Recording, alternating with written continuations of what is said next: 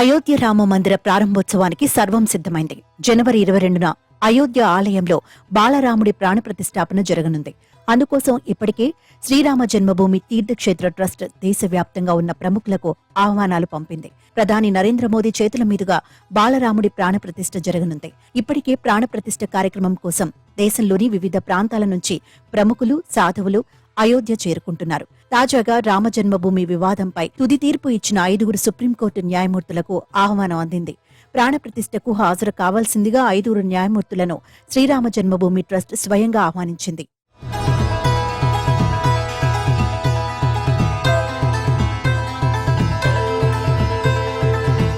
ఎన్నో ఏళ్లుగా వివాదంగా ఉన్న రామజన్మభూమిపై 2019 నవంబర్ 9న అప్పటి సీజేఐ రంజన్ గొగోయ్ నేతృత్వంలోని 5 సభ్యుల ధర్మాసనం చారిత్రాత్మక తీర్పును వెలువరించింది. ఈ ధర్మాసనంలో అప్పటి సీజేఐ రంజన్ గొగోయ్, ప్రస్తుత సీజేఐ డివై చంద్రచూడ్, మాజీ సీజేఐ ఎస్ఏ బాబ్డే, ప్రస్తుత AP governor S Abdul Nazeer, మాజీ న్యాయమూర్తి అశోక్ భూషణ్లు ఉన్నారు.